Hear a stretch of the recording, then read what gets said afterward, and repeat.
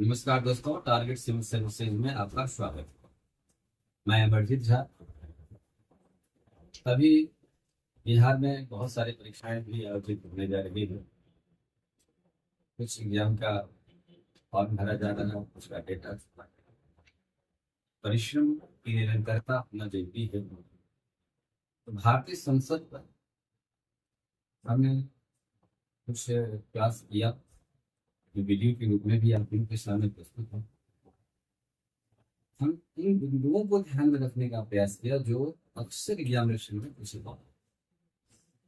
चाहे कृषि हो, बिहार दरोगा हो, या बिहार का एसएससी के द्वारा आयोजित जो भी एग्जामिनेशन हो, या बिहार पुलिस हो, इन सभी को मद्देनजर रख करके हम ये प्रस्तुत कर रहे हैं। इसी प्रकार से भारतीय संसद की दूसरी वीडियो मैं इस बात को यह रखने का कार्य चल रहा है कि यहाँ पर भी कुछ क्वेश्चंस ऐसे होते हैं कि कभी घुमावदार मोड़ ले लेता है, कभी कुछ ऐसा भी होता है तो सीधे सीधे क्वेश्चन पूछे जाते हैं। तो सीधे सीधे क्वेश्चन यदि पूछ दिया जाता है तो मैक्सिमम लड़के बना लेते हैं, कट ऑफ अधिक पर चला जाता है। यदि घुमावदार क्वेश्चन आ जाए तो वहाँ कट ऑफ कम हो जाता है। तो इन तथ्यों को ध्यान में रखते हुए हम यह समावेश करने का प्रयास करते हैं कि सामान्य परीक्षा में भी आप प्रश्न बना सकें और कोई गंभीर एग्जामिनेशन से जुड़ा हुआ क्वेश्चन भी आ गया तो आप उसका भी बनाने का प्रयास करें। अब यहाँ देखें, संसद संसद की गठन भारतीय संविधान के अनुच्छेद 79 के तहत किया गया है। इसके 3 अंग होते हैं: राष्ट्रपति, लोकसभा, राज्यसभा। तीनों अंग मिलकर के ही संसद का निर्माण होता है। तो स्वाभाविक है कि जितना महत्व राष्ट्रपति का है उतना ही महत्व लोकसभा है, उतना ही महत्व राज्यसभा का। अब राज्यसभा और लोकसभा, लोकसभा में किस राज्य से कितने सदस्य चुनकर जाते हैं, राज्यसभा से कितने सदस्य चुनकर जाते हैं। तभी हम एक गौर करके देखिएगा कि पूर्वोत्तर भारत का पूरा राज्य को उठा करके एक देता है और कहता है कि इस राज्य में सबसे कम किस राज्य से लोकसभा सदस्य कम आते हैं, किस राज्य से समान सदस्य आते हैं। उत्तर प्रदेश विशेष में क्वेश्चन पूछने का इसी पैटर्न का एक अलग तरीका है कि कोई बड़ा राज्य दे देता है और कहता है इस बड़ा राज्य के समान किन 2 राज्यों की योगफल लोकसभा में चुने जाते हैं या राज्यसभा में चुने जाते हैं। यह प्रश्न रहता है। उत्तर प्रदेश में देखा जाता है कि एक ही प्रश्न में 5 क्वेश्चन नहीं हो जाता, उसका समाधान करने का भी तरीका अलग से होना चाहिए। इसको याद करने का एक ही तरीका है, या तो बड़ा राज्य को पहले एक क्रम में याद कर लीजिए, उसके बाद छोटा राज्य को याद कर लीजिए।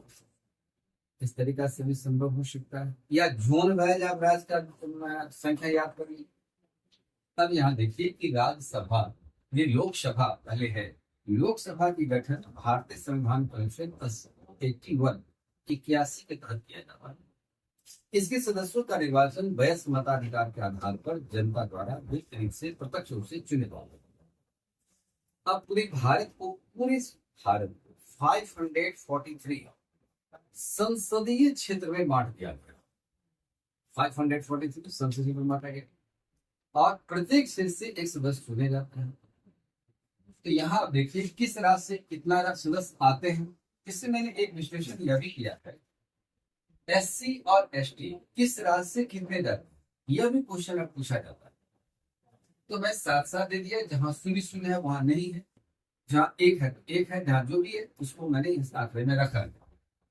आंध्र प्रदेश, टोटल आंध्र प्रदेश से 25 सदस्य चुनकर आते, इसमें अनुसूचित जाति का 7 सदस्य और अनुसूचित जनजाति का 3 सदस्य।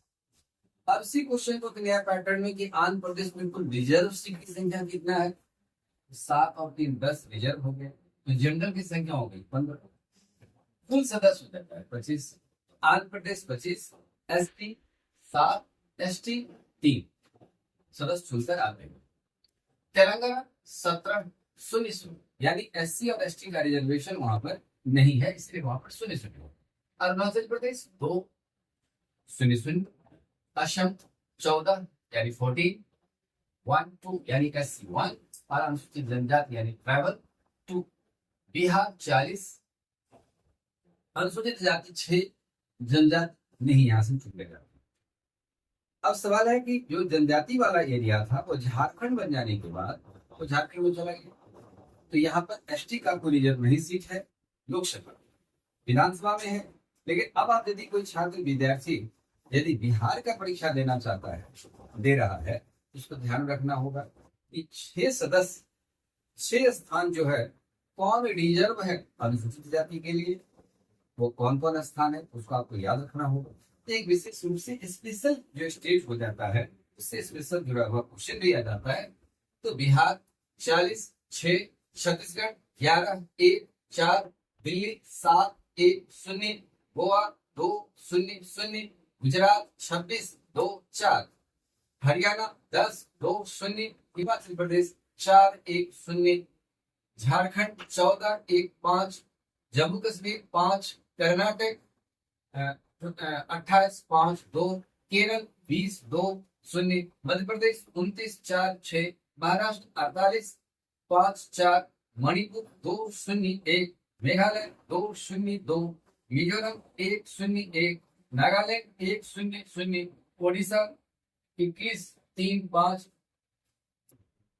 पंजाब 13, 4, 0, राजस्थान 25, 4, 3, तमिलनाडु 1, 0, 0, सिक्किम 1, 0, 0, तमिलनाडु 39, 7, 0, त्रिपुरा 2, 0, 1, उत्तर प्रदेश जो सबसे अधिक लोकसभा सदस्य चुनकर जाते हैं 80, 17, 0, उत्तराखंड 5, 1, 0, पश्चिम बंगाल 42, 10, 2, अंडमान निकोबार द्वीप समूह 1, 0, 0, चंडीगढ़ 1, 0, 0, दादरा नगर हवेली और दमन दीव पहले 2 केंद्र शासित प्रदेश था, अब यह एक ही कर दिया गया है। यहाँ पर 2, 0, 1, लक्षद्वीप 1, 0, 0, पुडुचेरी 1, 0, 0, लद्दाख 1, 0, 0। कुल मिलाकर के टोटल सदस्य 543 रिप्रेजेंटेड इन लोकसभा और 84 सदस्य जो है वो रिजर्व है शेड्यूल कास्ट। शेड्यूल कास्ट जो रिजर्व सीट से जा रहे थे 84 है और अनुसूचित जनजाति शेड्यूल ट्राइब जो 47 सीट है। अब यहाँ से देखिए कि अलग तरीका से यह भी क्वेश्चन आता है कि सबसे अधिक अनुसूचित जाति किस राज्य से चुनकर आते हैं। अनुसूचित जनजाति किस राज्य से चुनकर आते हैं। अनुसूचित जाति जनजाति कुल आरक्षित सीट कितने हैं। 2 आंग्ल भारतीय सदस्य की नियुक्ति 331 भारतीय संविधान के आर्टिकल 331 के तहत चुने जाते हैं लेकिन इसे अब वर्तमान में नरेंद्र मोदी की सरकार ने समाप्त कर दिया। न यह राज्य में रहेगा और न केंद्र शासित प्रदेश में। यदि आपको सामान्य सीट पर में ही चुनाव फाइट करके आने का होगा तो आप आ सकते हैं, अन्यथा जो मनोनीत होते थे राष्ट्रपति के द्वारा लोकसभा में 2 आंग्ल भारतीय सदस्य अब वो नहीं आते हैं, तो मनोनीत व्यवस्था अब लोकसभा में नहीं रहा, विधानसभा में नहीं रहा, सभी के सभी निर्वाचित सदस्य ही होते हैं।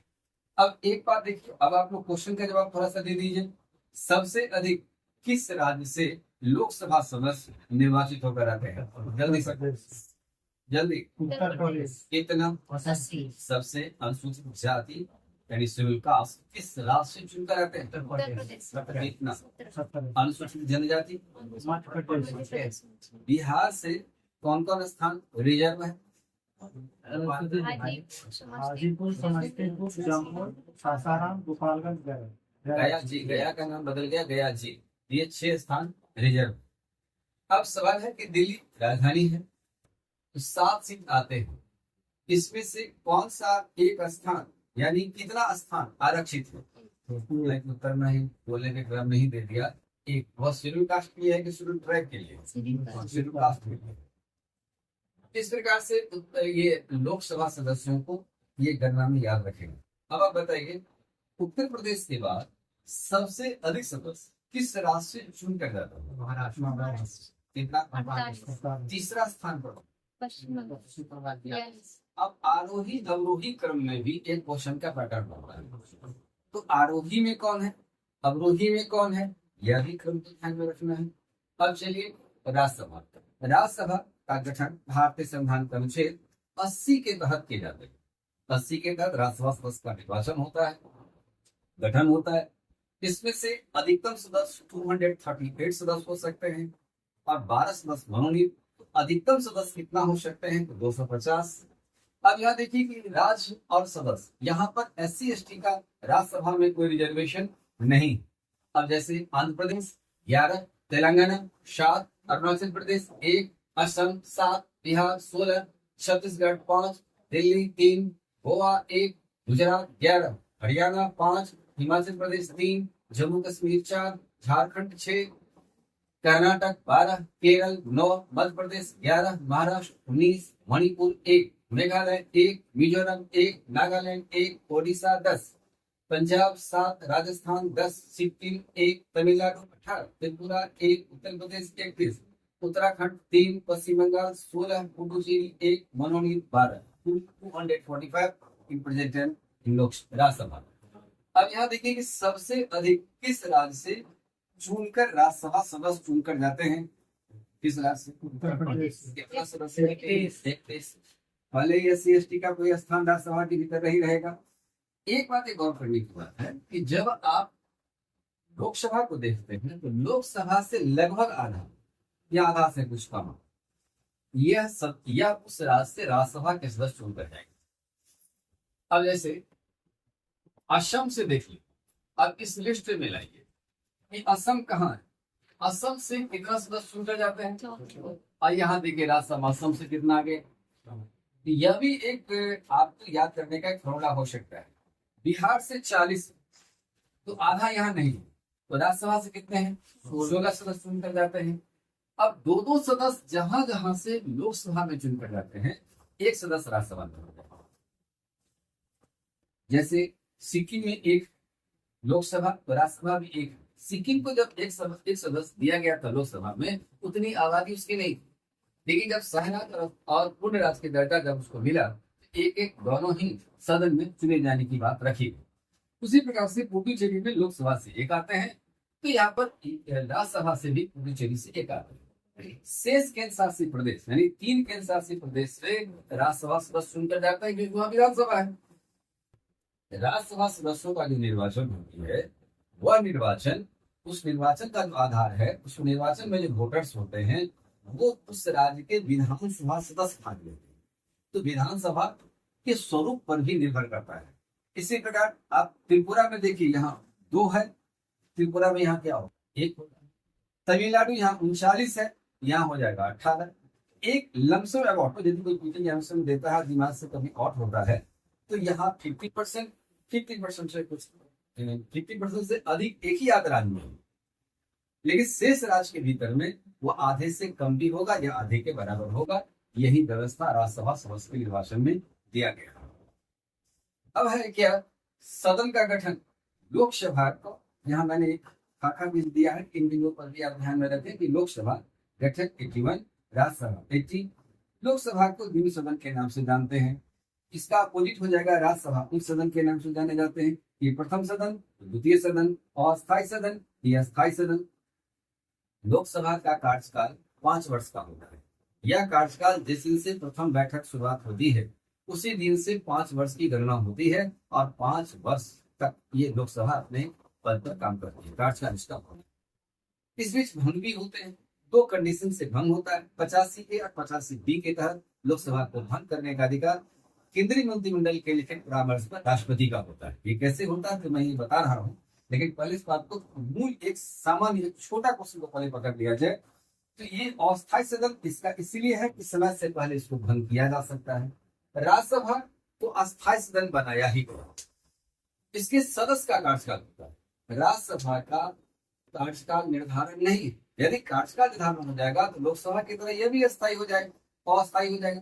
तो राज्यसभा को अस्थायी सदन माना गया है। राज्यसभा के सदस्य का कार्यकाल होता है जो प्रत्येक 2 वर्ष पर 1/3 सदस्य इसका निर्वाचित होता है और उतना ही सदस्य सेवानिवृत्त होता है। फिर से एक बार, राज्यसभा सदस्य का कार्यकाल 6 वर्ष का होता है प्रत्येक 2 वर्ष पर 1/3 सदस्य इसका सेवानिवृत्त होता है। ये यूपीएससी से लेके बहुत सारे पीसीएस में भी आया हुआ क्वेश्चन है, एसएससी ग्रेजुएट लेवल में भी क्वेश्चन पूछा गया है। इसकी योग्यता क्या होती है? तो भारतीय संविधान के अनुच्छेद 84 के तहत संसद सदस्य की योग्यता का जिक्र किया गया है। इसमें कहा गया, पहले लोकसभा योग्यता के रूप में इस प्रकार चर्चा है कि भारत का नागरिक हूँ, उम्र 25 वर्ष होनी चाहिए, पात्रता दिवालिया नहीं हूँ, 2 या 2 से अधिक वर्ष की कैद की सजा भारत के किसी भी न्यायालय द्वारा प्राप्त नहीं किए हूँ, लाभ के पद पर न हो, ये योग्यता है। राज्यसभा में भी सारी योग्यता यही है, लेकिन उम्र का अंतर है। लोकसभा के लिए 25 वर्ष, राज्यसभा के लिए 30 वर्ष। बस फर्क इतना ही, राज्यसभा में भी यही है कि भारत का नागरिक हो, उम्र 30 वर्ष, पात्रता दिवालिया नहीं, 2 या 2 से अधिक वर्ष की सजा नहीं। पहले राज्यसभा में क्या था कि भारत के उसी राज्य में निवास स्थल होना चाहिए, लेकिन अब हो गया है कि भारत के किसी भी स्थान का पर निवास कर रहे हो, किसी भी राज्य से आप प्रतिनिधित्व कर सकते हैं और ऐसा निर्वाचन होने की प्रक्रिया आराम से हो चुकी है। तो ये इसका योग्यता का निर्धारण है। अब है कि पीछा निर्वाचन, इसका जो निर्वाचन होता है जनता द्वारा प्रत्यक्ष रूप से लोकसभा सदस्य का निर्वाचन होता है, जबकि राज्यसभा सदस्य का जो निर्वाचन होता है जनता द्वारा अप्रत्यक्ष रूप से होता है, क्योंकि उसका निर्वाचन विधानसभा सदस्यों के द्वारा किया जाता है। गणपूर्ति की जहां तक सवाल है, गणपूर्ति में यह प्रावधान है कि लोग जितने सदस्य उस सदन के होंगे उसका 1/10 सदस्य की उपस्थिति अनिवार्य होती है। भारतीय संविधान के अनुच्छेद एक्ट 100 के तहत यह प्रावधान कहता है, पूरा 100 एक्ट के तहत 100 के तहत यह प्रावधान कहता है कि गणपूर्ति और निर्णायक वोट देने का अधिकार अध्यक्ष को होता है। तो 100 में कहता है सदन का कुल सदस्य का 1/10 सदस्य की उपस्थिति अनिवार्य होना चाहिए। अब इस क्वेश्चन का आधार देता है 1/10 को आपको आंकड़े में देगा, जैसे लोकसभा में सदन को चलने के लिए कम से कम कितना सदस्य होना चाहिए, तो 543 का 1/10 अर्थात 54 सदस्य। यदि लोकसभा में बैठा है कार्यवाही चलेगा, यदि उससे कम सदस्य है तो सदन के अध्यक्ष को अधिकार बनता है कि आज की कार्यवाही को कोरम लगाकर बैठक को स्थगित कर दिया जाए। किसी एक दिन की बैठक को स्थगित करने का अधिकार लोकसभा में लोकसभा अध्यक्ष को है, यही राज्यसभा में राज्यसभा के सभापति को है।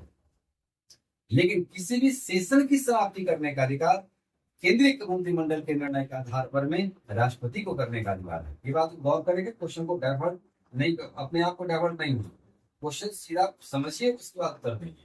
ये आंकड़े में याद रखिएगा, राज्यसभा के लिए 245 सदस्य वर्तमान में है, तो 1/10 सदस्य उपस्थित रहेगी, वही सदन चलेगी, अन्यथा सभापति को अधिकार होता है कि राज्यसभा के बैठक को स्थगित कर दे। इसी 100 आर्टिकल के भीतर यह भी प्रोविजन है कि अध्यक्ष को निर्णायक वोट देने का अधिकार है, राज्यसभा सदस्य को सभापति को निर्णायक वोट देने का अधिकार है। सदन में इन्हें वोट देने का अधिकार नहीं है, सदस्य के हैसियत से ये वोट नहीं दे सकते हैं, इन निर्णायक वोट देने का अधिकार है। क्योंकि आप अध्यक्ष हैं, पक्ष जब सामान्य मत आ गया तो अध्यक्ष को निर्णय लेने का अधिकार होता है कि हम क्या समर्थन करेंगे, इस प्रकार से निर्णायक वोट देने का अधिकार उनको बनता है। अब इस बात का आता है कि दूसरा बात में आ जाइए, कार्यकाल भी हो गया, इन सारी मुद्दे को आप ध्यान में रखिएगा और यदि कोई क्वेश्चन का प्रॉब्लम आता है तो आप फिर से एक बार बता दीजिएगा। लेकिन हम फिर इस पर रिवीजन क्लासेस में आपको जवाब देना पड़ेगा, मैं ये समझा दिया। अब अगला बात देखिए, अब कहता है कि अब तक कौन कौन मुख्यमंत्री जो भारत के प्रधानमंत्री हुए हैं। तो भारत के अब तक 6 मुख्यमंत्री प्रधानमंत्री हुए हैं। पहला मोरारजी देसाई, ये महाराष्ट्र के यानी उस समय वो बम्बई कहलाता था राज्य, बम्बई प्रेसिडेंशियल के ये मुख्यमंत्री हुआ करते थे। ये पहला मुख्यमंत्री वहां के हुए। उसके बाद भारत के प्रधानमंत्री 1977 में ये हुए थे। उसके बाद चरण सिंह उत्तर प्रदेश के सीएम रहे हैं। उसके बाद ये 1979 में जब मोरारजी देसाई की सरकार गिर गई, अल्पमत में आ गई, तब चरण सिंह तो कांग्रेस के समर्थन से चरण सिंह भारत के प्रधानमंत्री बनते हैं। वही बात विश्वनाथ प्रताप सिंह उत्तर प्रदेश से ही आते हैं और 1989 में राष्ट्रीय मोर्चा गठबंधन के नेता बने। तो ये विश्वनाथ प्रताप सिंह भारत के प्रधानमंत्री बने। ये उत्तर प्रदेश के सीएम रह चुके हैं। पीवी नरसिम्हा राव आंध्र प्रदेश के सीएम रह चुके हैं।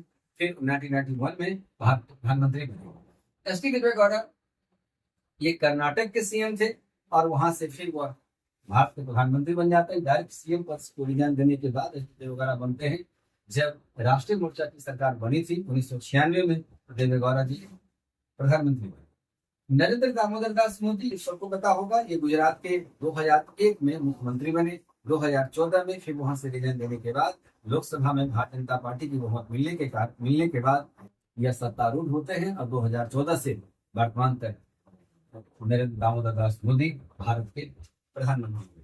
तो 6 मुख्यमंत्री भारत के प्रधानमंत्री तक का सफर ये पूरा किया है। ध्यान रखेंगे, मोरारजी देसाई बम्बई, ये बम्बई के मुख्यमंत्री हुआ करते थे, सीएम थे। चरण सिंह उत्तर प्रदेश के मुख्यमंत्री हुआ करते थे। विश्वनाथ प्रताप सिंह, ये भी उत्तर प्रदेश के थे। और पीवी नरसिम्हा राव, ये आंध्र प्रदेश के सीएम हुआ करते थे। बहुत बड़े विद्वान व्यक्ति हुए हैं। एस.डी. देवेगौड़ा कर्नाटक के हुए थे और नरेंद्र दामोदर दास मोदी ये गुजरात के हुए। अब तक के जो राष्ट्रपति जो निर्वाचित हो चुके हैं, या राष्ट्रपति के बाद उन्हें भारत रत्न मिला है। इस क्रम में भी यह भी क्रम याद रखिएगा, मैंने यहाँ जोड़ दिया, 6 ऐसे राष्ट्रपति हुए हैं। 6 मुख्यमंत्री प्रधानमंत्री बने, 6 राष्ट्रपति जिनको भारत रत्न से नवाजा गया है, या कार्यकाल से पहले, अपनी दूसरी सेवा से, या कार्यकाल के बाद। इसमें नंबर 1 डॉक्टर सर्वपल्ली राधाकृष्णन, दूसरा डॉक्टर अमर प्रसाद, डॉक्टर जाकिर हुसैन, आगे बीवी गिरी और आगे वेंकट गिरी, प्रणब मुखर्जी, राष्ट्रपति के बाद उनको ये मिला था, डॉक्टर एपीजे अब्दुल कलाम। ये 6 ऐसे हमारे भारत के राष्ट्रपति हुए जिनको नवाजा गया है भारत रत्न से। अब देखिए, अब लोकसभा और राज्यसभा एक कॉन्सेप्ट ओरिएंटेड, जब आप यूनिवर्सिटी की एग्जामिनेशन देने जाते हैं तो निश्चित रूप से यहाँ पर आपकी कॉन्सेप्ट, चलिए यहाँ अब थोड़ा सा कॉन्सेप्ट पर आधारित प्रश्न पूछा जाए, तो मैं यहाँ जो रखा हूं, राज्यसभा तथा लोकसभा में संबंध, क्या संबंध, यानी समानता क्या और उसमें अंतर, यानी अंतर क्या। समानता तथा अंतर में राष्ट्र, पहले तो बात यह आता है समानता को, राष्ट्रपति का निर्वाचन होगा, इसमें समानता है। राष्ट्रपति के निर्वाचक मंडल में दरअसल राष्ट्रपति का निर्वाचक मंडल यानी इलेक्टोरल कॉलेज, इस इलेक्टोरल कॉलेज में 2 प्रकार के सदस्य भाग लेते हैं। तो विधानसभा हो गया, तो विधानसभा से तो आपका यहाँ पर कोई संबंध नहीं दिख रहा है, लेकिन यहाँ देखिए, यहाँ पर संसद सदस्य भी आता है। तो संसद में निर्वाचित सदस्य आएगा। संसद में 2 सदन, लोकसभा और राज्यसभा। लोकसभा और राज्यसभा सदस्य का जो मत का मूल्य बराबर, ये बराबर है, एक समय दोनों सदन राष्ट्रपति के निर्वाचक मंडल में समान भूमिका निभाता है। इस भूमिका निभाने के साथ साथ मत का मूल्य भी बराबर, दोनों सदन में समानता है। अब एक बात यह देखना है कि निर्वाचित दोनों सदन में एक समानता और होती है, लेकिन अब वो समानता खत्म हो गई। लोकसभा में 2 अखिल भारतीय सदस्य मनोनीत होते थे, इसको वर्तमान में खत्म हो गया। और राज्यसभा में 12 सदस्य राष्ट्रपति मनोनीत करते थे, ये वर्तमान में जारी। तो मनोनीत व्यवस्था जो किसी गांव में बड़े होंगे या पहले जो कॉन्सेप्ट रखे होंगे, अब यह समानता के दायरे में नहीं रहेगा। सिर्फ लोकसभा राज्यसभा सदस्य राष्ट्रपति के निर्वाचन मंडल के सदस्य हैं और एक समानता होगी। दोनों के मत का मूल्य भी बराबर होता है, बराबर। अब संविधान संशोधन, संविधान संशोधन पर लोकसभा का भी उतना ही अधिकार है जितना अधिकार राज्यसभा है। यदि यह दोनों सदन में से किसी सदन में प्रस्तुत किया जा सकता है, यह भी समानता है। एक सदन पास करेगा संविधान संशोधन विधेयक और एक सदन यदि पास नहीं किया तो प्रस्ताव नहीं रहेगा, तो पास नहीं। दोनों सदन द्वारा पारित संविधान संशोधन विधेयक पर जब अंतिम रूप से संविधान के अनुच्छेद 111 के तहत राष्ट्रपति के पास भेजा जाएगा, तो राष्ट्रपति को वीटो करने का अधिकार नहीं, उन्हें स्वीकार करना। यहाँ वीटो अधिकार भी भारत का राष्ट्रपति का नहीं। अर्थात ये दोनों हाउस को इतना पावर है कि संविधान में यदि संशोधन करेगा तो राष्ट्रपति को वहां पर हस्ताक्षर करने की भी आवश्यकता पड़ेगी। यहाँ दोनों में समानता आ गई। राष्ट्रपति पर महाभियोग संविधान का अनुच्छेद जब एक्ट 61 के तहत लाया जाता है तो किसी भी हाउस में पहली बार ये प्रस्ताव लाया जा सकता है, चाहे वो लोकसभा हो या राज्यसभा। लेकिन जो सदन पहली बार लाती है उस सदन में नियम है कि 1/4 सदस्य लिखित रूप में अपने सदन के पीठासीन पदाधिकारी को सूचित करेंगे और पीठासीन पदाधिकारी को सूचित होने के बाद 14 दिन की पूर्व सूचना राष्ट्रपति को दी जाती है। उस सदन में स्वयं राष्ट्रपति या अपने प्रतिनिधि सभा पेश कराने आते हैं। उस सदन से पास हो जाने के बाद दूसरे सदन में जाती है, दूसरे सदन कमेटी गठन करती है और कमेटी गठन करने के बाद जो कमेटी रिपोर्ट देती है उसी पर यह सदन एक निश्चित डेट तय करके राष्ट्रपति को सदन के सभापति सूचित देते हैं और उसी डीसी को यहाँ पर उनकी उपस्थिति अनिवार्य हो जाती है।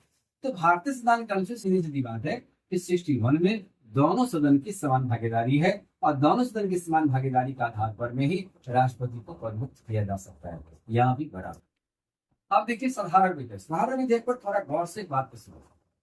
साधारण विधेयक में बात आता है कि यह किसी भी हाउस में पहली मर्तबा प्रस्ताव आ सकता है, या तो लोकसभा हो या राज्यसभा हो, दोनों में आ सकता है। दोनों सदन से पास होने के बाद राष्ट्रपति के पास जाता है। राष्ट्रपति को लगता है कि विधेयक में कुछ त्रुटियां हैं, वापस भेज सकते हैं। दूसरी बार सदन जिसको भेजेगा राष्ट्रपति को बाध्य होकर हस्ताक्षर करना पड़ेगा। बस इतना ही दूर लिखना है। लेकिन गतिरोध की चर्चा जैसे ही हम करेंगे तब फिर लोकसभा की नीतियां हो जाएगी।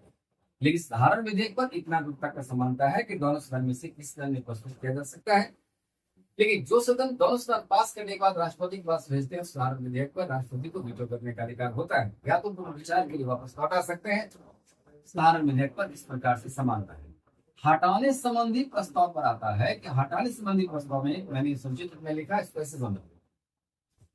सर्वोच्च न्यायालय का मुख्य न्यायाधीश, सर्वोच्च न्यायालय का अतिरिक्त न्यायाधीश, उच्च न्यायालय का मुख्य न्यायाधीश, उच्च न्यायालय का अतिरिक्त न्यायाधीश, नियंत्रक महालेखा परीक्षक, जितने सारे ये निर्वाचन आयोग के मुख्य आयुक्त, अतिरिक्त आयुक्त, जितने सारे ये अधिकारीगण होते हैं, यदि ये लोग संविधान की मर्यादा का हनन करेंगे तो ऐसे स्थिति में इन्हें हटाने संबंधी प्रस्ताव संसद को लाने का अधिकार होता है और राष्ट्रपति के कहने के बाद राष्ट्रपति ला सकती है। तो लोकसभा और राज्यसभा दोनों सदन की समान भागीदारी होती है। उसके बाद यह प्रस्ताव पास हो जाता है तो पदमुक्त हो जाते हैं। इस प्रकार से ये 5 मुद्दे पर दोनों सदन के बीच में समानता देखी जाती है। यहाँ पर आप लोग किसी को दिक्कत है पर इस समानता वाले बिंदु पर तो आप क्वेश्चन आंसर कर सकते, प्रश्न कर सकते किसी भी जगह। तो भी ध्यान रखिएगा, यहाँ क्वेश्चन घुमा के क्वेश्चन सेट करेंगे, उसके बाद हम अगले मुद्दे पर चर्चा करेंगे। कहीं दिक्कत है, कहीं समझने में दिक्कत है तो आप क्वेश्चन पूछ सकते नहीं लगे चलें। अब देखिए अंतर, दोनों में डिफरेंस क्या है। आखिर कहीं ना कहीं तो अंतर है। जब दो हाउस है तो कुछ ना कुछ अंतर भी होगा।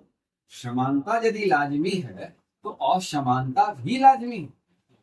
दोनों ही व्यवस्थाएं चलेगी। अब जैसे वहां देखिए नंबर 1 धन विधेयक। धन विधेयक पर क्या अंतर है? तो सबसे पहले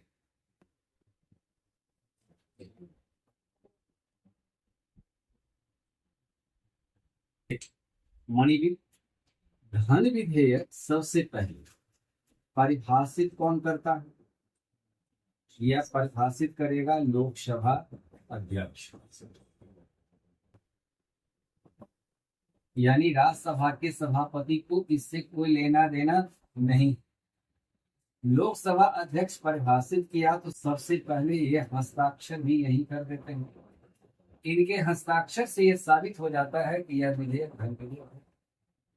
इसके बाद लोकसभा अध्यक्ष कहाँ भेजते हैं? सबसे पहले राष्ट्रपति के पास भेजते हैं सहमति के लिए कि क्या आप इस विधेयक से सहमत हैं कि सदन में पेश किया जाए। ये कहते हैं कि सहमति है। तब राष्ट्रपति के कहने पर यह सबसे पहले लोकसभा में लाया जाता है। लोकसभा जब विधेयक को पारित कर दिया, यानी मनी बिल पर पूरा अधिकार लोकसभा का, जब विधेयक पारित कर दिया तो पारित करने के बाद चला जाता है राज्यसभा के। राज्यसभा को मात्र यहाँ पर 14 दिन का अधिकार होता है। 14 दिन के भीतर यदि ये कुछ सुझाव स्वरूप भेजा, एक बात ये भी देखना, 14 दिन का ये अधिकार होता है तो क्यों भेजा जाता है? सुझाव के लिए। कुछ अपेक्षित सुझाव है तो दे दीजिए। यह सुझाव सब तो खुद ही इंगित कर देता है कि धन विधेयक पर पूरा अधिकार लोकसभा का। तो सुझाव दिया, सुझाव के बाद इस सुझाव को क्या मानना लोकसभा के लिए बाध्य है? कहीं बाध्यता है। यह लोकसभा के विवेक पर निर्भर करता है कि हम आपके सुझाव को मान सकते हैं, आपके सुझाव को नहीं मान सकते। अब 14 दिन का मात्र अधिकार रखता है।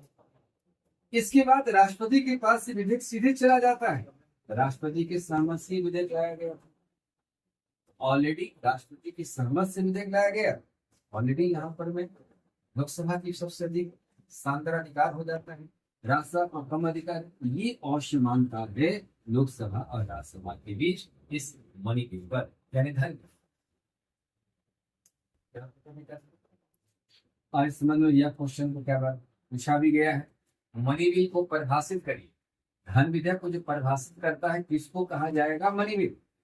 जो चालू वर्ष में आय, व्यय, लेन देन, संचित निधि में धन जमा करना, संचित निधि से धन की निकासी करना, विश्व बैंक से ऋण लेना, विश्व बैंक को धन जमा करना, कर लगाना, यानी कर सृजन, कर उत्पादन, जो चालू वर्ष में हो रहा है, यह धन विधेयक कहलाएगा। इसमें कोई दिक्कत नहीं है। धन विधेयक के मुद्दे पर दोनों सदन में अंतर और समानता है। लोकसभा को ज्यादा अधिकार है, राज्यसभा को मात्र 14 दिन का अधिकार है। तो क्या होगा? असमान है, समान नहीं। क्वेश्चन अब आगे देखिए। अब अगला जो क्वेश्चन का मुद्दा बनता है वह कहता है साधारण विधेयक पर संयुक्त अधिवेशन। यहाँ पर अंतर है। साधारण विधेयक पर मैंने बताया था कि दोनों सदन में समान अंतर, समानता नहीं बताया था। लेकिन जब गतिरोध पैदा हो जाता है, यहाँ से भाव अलग हो जाता है, तो हर समय ज्वाइंट सेशन नहीं होता है। तो साधारण विधेयक पर दोनों सदन का समान अधिकार है। यह बात तो है कि दोनों सदन का समान अधिकार है। किसी भी हाउस में या तो यह लोकसभा या तो यह राज्यसभा के पास विधेयक जा सकता है, जाएगा विधेयक। लेकिन लोकसभा यदि माने कि पहली दफा लोकसभा में लाया, कोई ना कोई पहला सदन होगा जहाँ विधेयक लाया जाता है, लोकसभा लाया और लोकसभा जब पास किया तो आया यहाँ पर।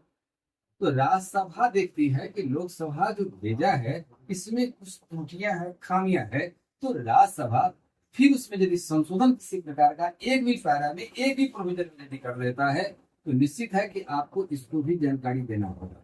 जब समान अधिकार है तो दोनों को देना पड़ेगा।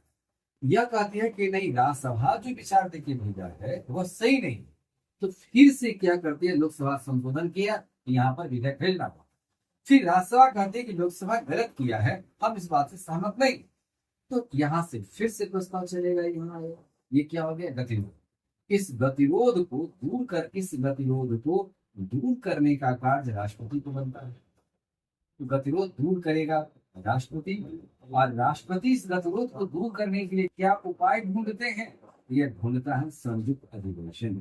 यहाँ पर आता है संयुक्त अधिवेशन। इस अधिवेशन को जो एक डेट राष्ट्रपति तय करेंगे उसी तिथि को आयोजित होगा। एक बात और भी देखें कि यदि राष्ट्रपति ने तिथि तय किया, इस बीच में लोकसभा भंग हो जाएगी। एकमात्र स्थिति में भंग लोकसभा की स्थिति में ज्वाइंट सेशन जिस तिथि को बुलाया गया है उसी तिथि को आयोजित होगा। सिर्फ संविधान भंग लोकसभा में एक ही स्थिति की चर्चा की है, वह है ज्वाइंट सेशन, उस तिथि को आयोजित होगा। अब जब संयुक्त अधिवेशन आयोजित होगा, इसका अध्यक्षता लोकसभा के अध्यक्ष करेंगे। अनुपस्थित रहने पर लोकसभा के उपाध्यक्ष करेंगे। इनके अनुपस्थित होने पर राज्यसभा के उपसभापति करेंगे। सभापति को यहाँ पर में अधिकार नहीं है, क्योंकि सभापति, राज्यसभा सभापति, ये किसी भी हाउस के सदस्य नहीं है। तो राज्यसभा का अध्यक्षता करने का अधिकार भारतीय संविधान के अनुच्छेद 89 के तहत दिया गया है। लेकिन जब ज्वाइंट व्यवस्था आ जाएगा, ऑलरेडी यहाँ पर जनता द्वारा प्रत्यक्ष चुनी गई सदन की मिल जाने के कारण उपराष्ट्रपति को इससे बाहर बन जाएगा।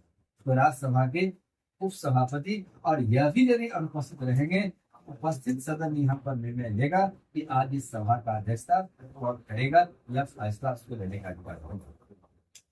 ज्वाइंट सेशन में भी आप देखिए दो पदाधिकारी यहाँ आ रहे हैं लोकसभा के। ज्वाइंट सेशन में अंतर इस बात हो जाता है कि जब दोनों सदन आपस में किन बातों पर गतिरोध पैदा हुआ है उस पर वो चर्चा कर। इसमें राज्यसभा का सदस्य आ जाता है 245 और लोकसभा का सदस्य संख्या कितना हो जाता है 543। अब देखिए दुगुनी से अधिक संख्या है। तो विधेयक पर अपनी बात कहने में समर्थन में किसी की चर्चा हो लोकसभा की जीत हो जाती है। तो ज्वाइंट सेशन पर अंततः करवट ले लेता है लोकसभा की बात। हालांकि संविधान भी कहता है कि यदि राज्यसभा की तर्क यदि सही है तो उसकी सामने सामने व्याख्या हो। लेकिन यहाँ पर बहुमत की सरकार होती है, बहुमत की बात होती है। लोकसभा बहुमत में संख्या बल ज्यादा है, संख्या बल के कारण इसका यह असमान का अधिकार है। अब देखिए ये ज्वाइंट सेशन में ये दोनों में असमानता होगा। अब एक बात देखिएगा पीटी क्वेश्चन में किस विधेयक पर दोनों सदन में समानता है। यदि साधारण विधेयक है तो है उत्तर सही होगा। लेकिन यदि सीधा दे देगा संयुक्त अधिवेशन असमानता मसला है, इस पर असमान है, इस पर एक को अधिकार ज्यादा मिल हटा यहाँ पर कोई दिक्कत है यहाँ कोई जन हम आगे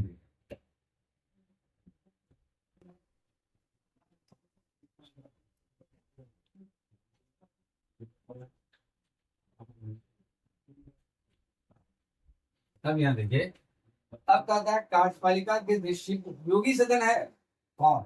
अब यहाँ देखिए कार्यपालिका पूर्ण उत्तरदायित्व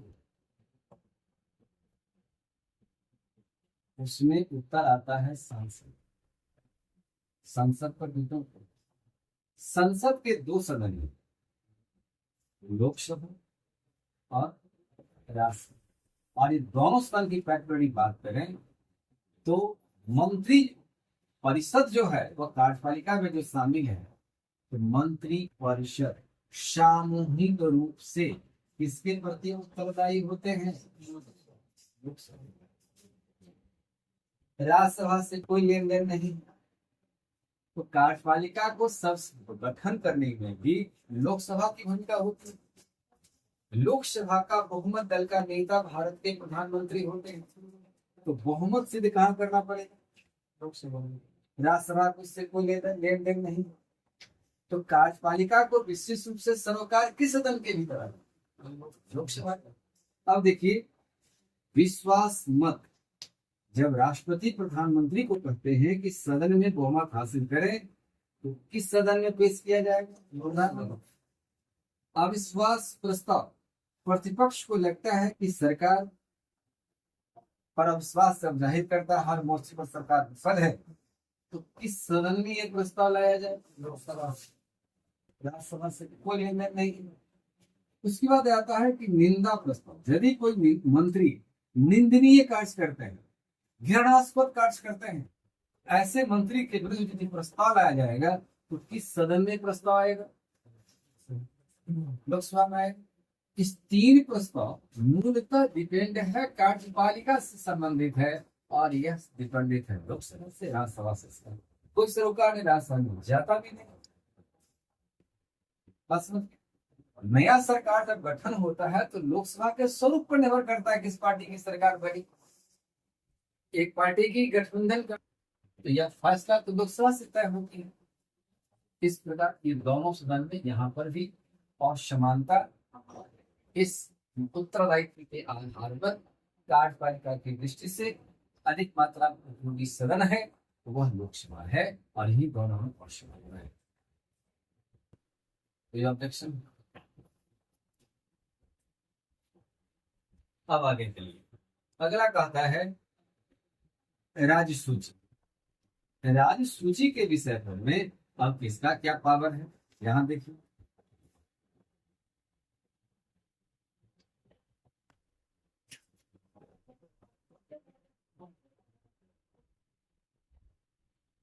राज्य सूची पर अब अगला पॉइंट 4 पॉइंट आता है। राज्य सूची, राज्य सूची पर अधिकार राज्यसभा। भारतीय संविधान के अनुच्छेद एक्ट 249 यह कहता है कि राज्यसभा अपने उपस्थित तथा मतदान करने वाले सदस्यों की 2/3 बहुमत से राज्य सूची के किसी विषय पर 2/3 बहुमत से उपस्थित एवं मतदान करने वाले सदस्यों की 2/3 बहुमत से राज्यसभा राज्य सूची के विषय पर कानून का निर्माण कर सकते हैं। यहाँ पर लोकसभा से अधिक पावर राज्यसभा को दिया गया। ये असमानता हुआ कि नहीं, बराबरी की तो बात है नहीं। यहाँ पर राज्य सूची के विषय पर लोकसभा का अधिकार। आगे 5वां है कि लोक सेवा आयोग। अब यहाँ देखिए कि लोक सेवा आयोग है, तो लोक सेवा आयोग गठन करने का अधिकार, लोक सेवा आयोग गठन करने का अधिकार एक्ट 312 के तहत यह राज्यसभा को दिया गया है। संविधान का अनुच्छेद 312 कहता है कि राज्यसभा पब्लिक सर्विस कमीशन गठन कर सकती। 3 प्रकार का भारत में पब्लिक सर्विस कमीशन, एक है UPSC union public service commission, Bhagpur house नई दिल्ली में है। दूसरा स्टेट पब्लिक सर्विस कमीशन जो प्रत्येक राज्य की राजधानी के या मध्यवर्ती भाग में है। और तीसरा होता है कंबाइंड पब्लिक सर्विस कमीशन जो 2 या 2 से अधिक राज्य समझौता करती है कि हमारे लिए एक ही आयोग चाहिए, तो वहां पर Rajya Sabha combined public service commission गठन कर देते हैं। यदि भारत में किसी राज्य का विभाजन होता है तो वहां भी पब्लिक सर्विस कमीशन गठन करने का फैसला भी राज्यसभा को आता है। तो राज्यसभा को यह अधिकार संविधान के अनुच्छेद 312 के तहत ये संविधान दे गई। अब गठन करने का अधिकार का मामला जहां तक है, union public service commission act 351 के तहत बीपीएससी गठन है, 2 के तहत स्टेट बीसीएस और 3rd में 3 के तहत दिया जाता है कंबाइंड पब्लिक सर्विस कमीशन का। तो राज्यसभा को दिया गया है उपस्थित एवं मतदान करने वाले सदस्यों की 2/3 बहुमत से आप पब्लिक सर्विस कमीशन गठन करने का अधिकार रखते हैं। राज्यसभा का अधिकार है। लोकसभा को यहाँ तुलनात्मक रूप से अधिकार कम हो जाता है, सिर्फ वहां जाती है, संसद पास करती है, तो वहाँ एक प्रस्ताव के रूप में जाता है, कुछ अधिकार पढ़ लेते हैं। तो राज्यसभा को यहाँ पर पूर्ण अधिकार पब्लिक सर्विस कमीशन जाता है। यह बात यहाँ भी असमानता है।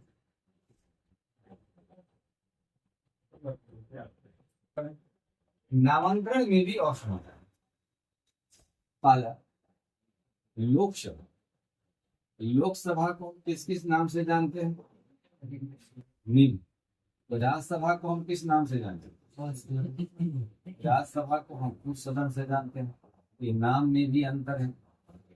इसको हम यदि प्रथम सदन कहते हैं, इसको हम क्या कहते हैं? ये सदन कहते हैं।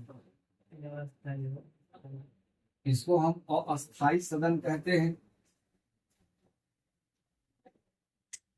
इसको हम अस्थायी सदन कहते हैं। यह जनता द्वारा प्रत्यक्ष रूप से चुनी जाने वाली सदन है। रूप से निर्वाचित जनता, प्रत्यक्ष रूप से निर्वाचित जनता द्वारा, ये अप्रत्यक्ष रूप से,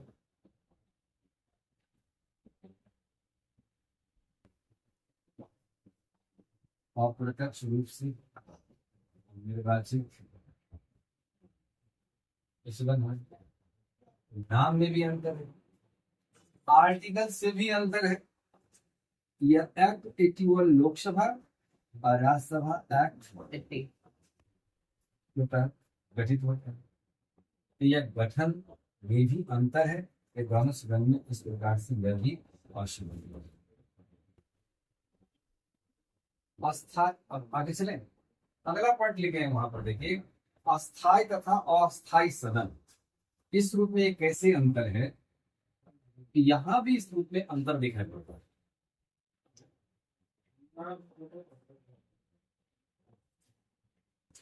लोकसभा की कार्यकाल 5 वर्ष का होता है जिसमें से शपथ होता है, और राज्यसभा सदस्य की कार्यकाल, सदस्य का कार्यकाल होता है। यहाँ थोड़ा ऐसे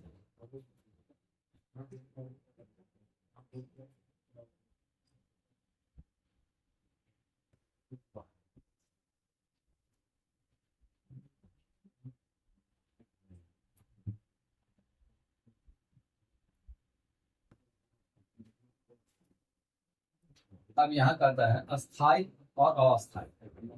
तो अस्थाई में यह है कि राज्यसभा, राज्यसभा का कार्यकाल का निर्धारण नहीं हो। अस्थायी सदन होने के कारण इसका जो कार्यकाल है, इसके सदस्य का कार्यकाल, इसके सदस्य का कार्यकाल 6 वर्ष का है। 1/3 सदस्य प्रत्येक 2 वर्ष पर सेवानिवृत्ति होते हैं। 2 वर्ष पर सेवानिवृत्त होने फिर उतना स्थान का निर्वाचन हो जाता है। ये अस्थायी और अस्थायी का बात कहा जाता है। यदि लोकसभा का देखें तो लोकसभा की कार्यकाल 5 वर्ष का होता है। यदि कुछ सदस्य की किसी कारणवश पद खाली हो जाए, मृत्यु हो जाए, त्यागपत्र हो जाए, दल बदल अधिनियम लागू हो जाए, तो यदि ये 5 वर्ष से पद पहले खाली कर रिक्त हो गए तो शेष समय के लिए, जैसे शेष समय के लिए निर्वाचन होगा। जैसे मान लीजिए कि 2 वर्ष में यदि कोई सदस्य का सीट खाली हो जाता है किसी कारणवश, मृत्यु से, त्याग पत्र से, स्वैच्छिक त्याग पत्र से, दल बदल अधिनियम से, तो लोकसभा की कार्यकाल कितना बचा है? 3 वर्ष। 2 वर्ष तो गुजर गया। तो शेष सदस्य जो अब चुनाव यदि वहां पर में होगा तो उपचुनाव के बाद शेष समय के लिए निर्वाचन, यानी उनका निर्वाचन 3 वर्ष के लिए। लेकिन राज्यसभा के सदस्य का निर्वाचन जब से निर्वाचन होते हैं तो वो 6 वर्ष के लिए जाते हैं। सदस्य का निर्वाचन इस प्रकार से निर्धारण किया गया। अब है कि एक मनोनीत व्यवस्था को मैंने यहाँ अलग कर दिया है। एक पॉइंट है वह मनोनीत। मनोनीत व्यवस्था में अंतर है कि मनोनीत व्यवस्था अब लोकसभा के भीतर नहीं रहा। इसको नरेंद्र मोदी की सरकार ने इसको समाप्त कर दिया। लेकिन मनोनीत व्यवस्था राज्यसभा के भीतर है और राज्यसभा सदस्य 12 ऐसे हैं जो मनोनीत होते हैं राष्ट्रपति से। राष्ट्रपति ऐसे व्यक्ति को 12 सदस्य को मनोनीत करते हैं। भारतीय संविधान का अनुच्छेद एक्ट 18A के तहत यह व्यवस्था है कि साहित्य, विज्ञान, कला, समाज सेवा और खेल के क्षेत्र में ख्याति लब्ध व्यक्ति को यहाँ पर मनोनीत राष्ट्रपति द्वारा किया जाता है। ये मनोनीत व्यवस्था में लोकसभा में नहीं है, राज्यसभा में है। ये दोनों में अंतर है। ये दोनों में अंतर का मूल्यवान। अब यहाँ पर हम एक क्वेश्चन देते हैं जिसको आप लोग बना करके देखिए कि आप लोग कैसे बना पाते हैं कि नहीं। ईमानदारी से बनेगी। हटाता है इसमें आप लोगों को तो कुछ क्वेश्चन बात नहीं है। काम आगे समिति में चलूंगा।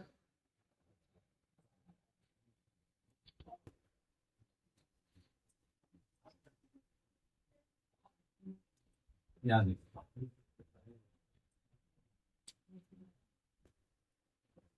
क्वेश्चन भी था।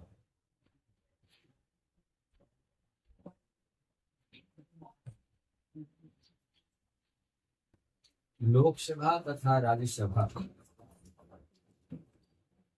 के संदर्भ में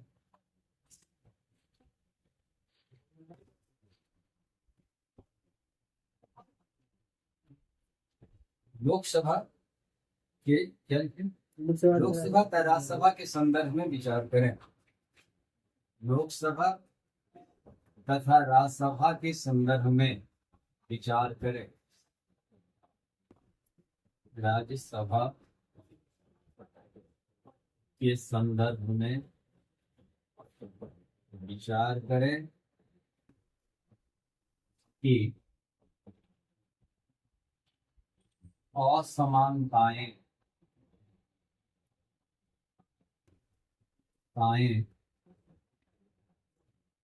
हैं।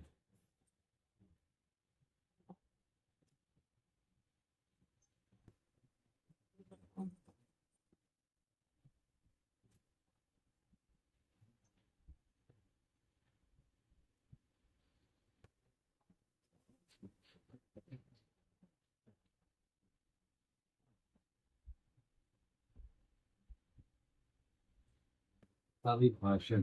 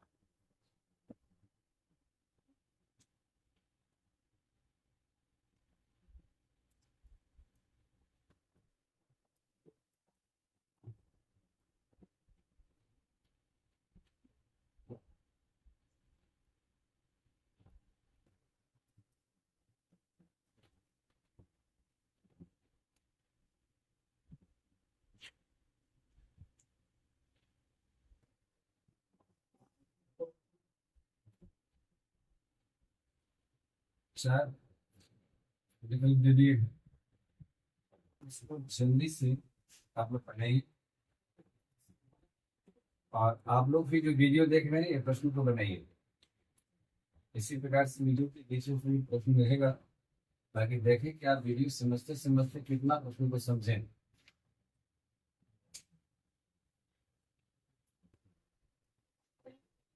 और किसी को उत्तर बोलना भी नहीं है, ABCD में हाथ उठाने की बात करेंगे, चुपचाप रहेंगे।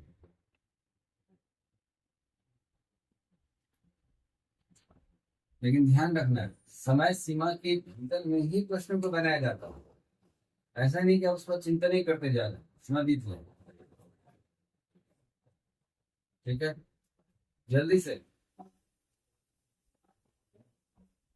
बना लिया। भगत भगत मारो, भगत मारो, भगत मारो, मालूम मत।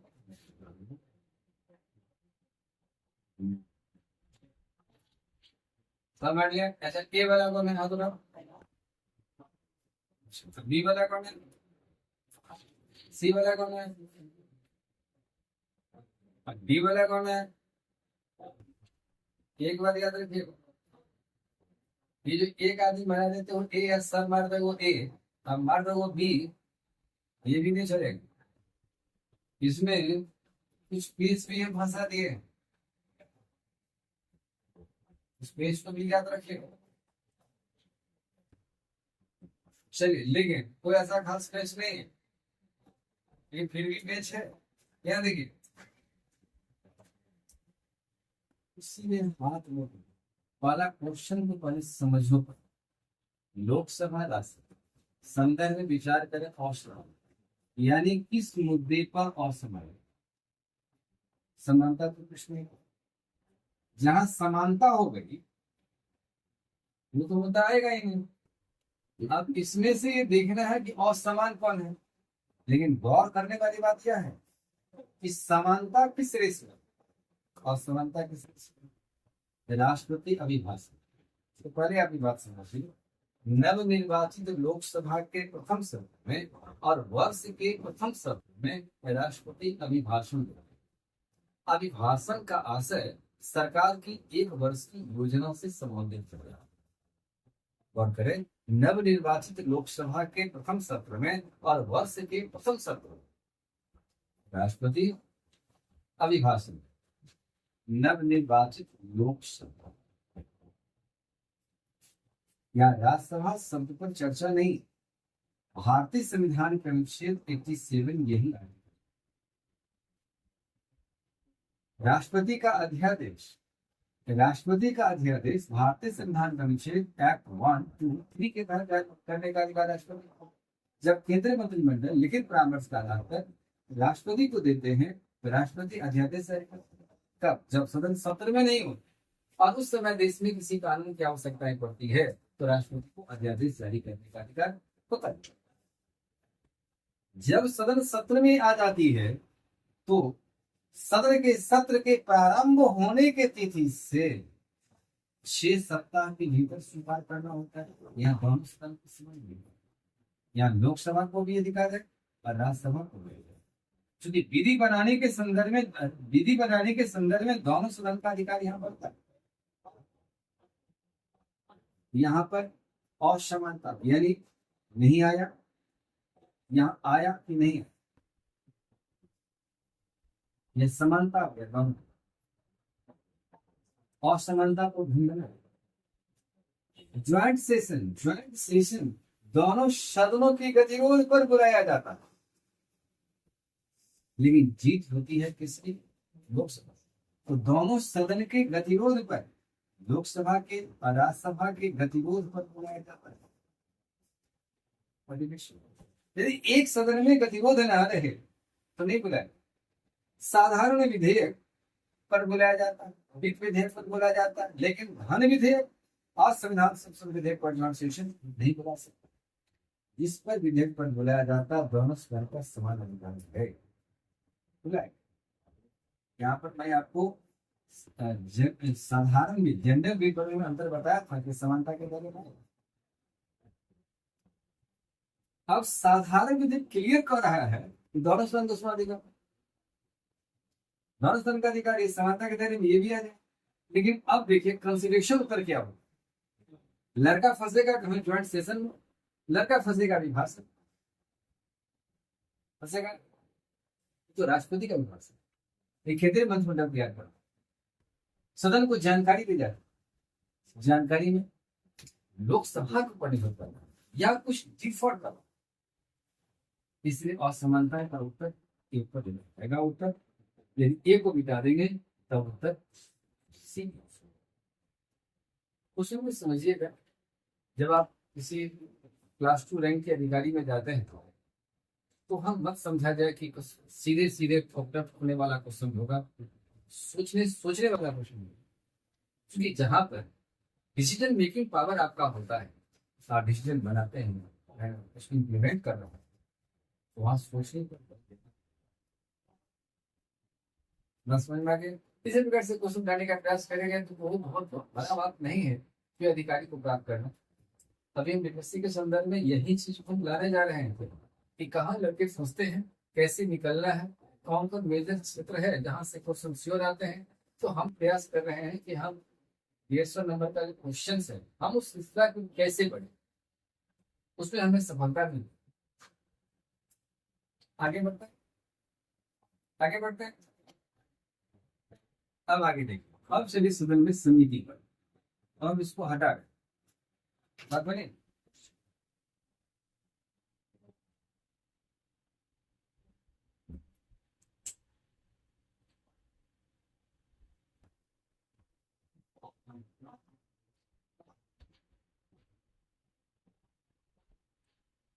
समिति, समिति के संदर्भ में अब देखिए, संसद में समिति, संसद की समिति का गठन क्यों किया, यह क्वेश्चन यूपीएससी में पूछा है। समिति का गठन इसलिए किया जाता है कि यह लघु संसद की भूमिका में कार्य करता है। जो काम संसद का वही काम लघु संसद के रूप में समिति करती है। संसद की समिति होने के कारण इसे संसदीय समिति कहा जाता है। अब है कि यह संसद में संसद के सदस्य ही होते हैं, संसद के सदस्य होते हैं।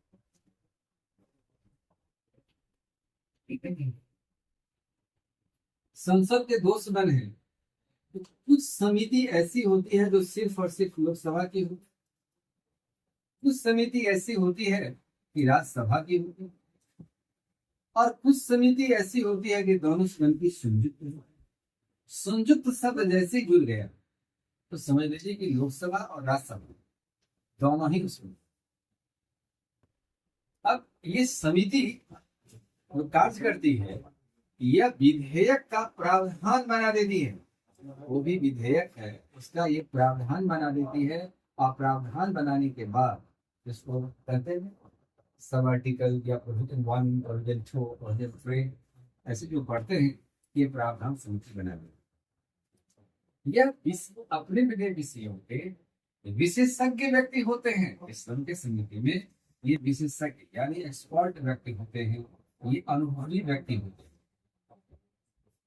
और ये अनुभवी व्यक्ति इस बात को देखते हैं कि इस विधेयक पर क्या चीज लाया है जिससे देश की जनहित से जुड़ा हुआ ये महत्वपूर्ण तथ्यों के आधार पर देश के लाभ मिल सके, इसलिए यह समिति गठित की जाती है। अब जितना मैंने लाइन खींचा है, इस लाइन पर क्वेश्चन बनती है। संसद की समिति से लेके संसद की समिति होती है, सदन के सदस्य उसमें भाग लेते हैं। यह समिति का कार्य किया है तो लघु संसद की भूमिका में काम करते हैं। इसमें सदन के सदस्य होते हैं विशेषज्ञ अनुभवी व्यक्ति का ये समूह होता है। यह लोकसभा के लिए अलग होती है, राज्यसभा के लिए अलग होती है। यदि संयुक्त हो गया दोनों कंबाइन वगैरह संयुक्त होते हैं, ठीक है। इस प्रकार से यह समिति विधेयक का प्रावधान कम समय में यह विधेयक का एक रूप, एक ढांचा, एक कंकाल तंत्र देने का कार्य करता है। अब इस पर संसद को इसको विचार करना है कि कैसे उसमें मस्कुलर सिस्टम भरना है, कैसे उसमें नर्वस सिस्टम भरना है, किस प्रकार से उसको और भी बेहतरीन तरीके से संचालित करना है। इसलिए समिति का कार्य यही है, और जितना ये एरो है इसी रूप में इसकी क्वेश्चन का आधार बन रहा है। अब आगे हम बढ़ रहे हैं। अब इस बात को देखिए कि समिति जो होती है दो प्रकार की होती है। एक होती है अस्थायी समिति और एक होती है अस्थायी समिति।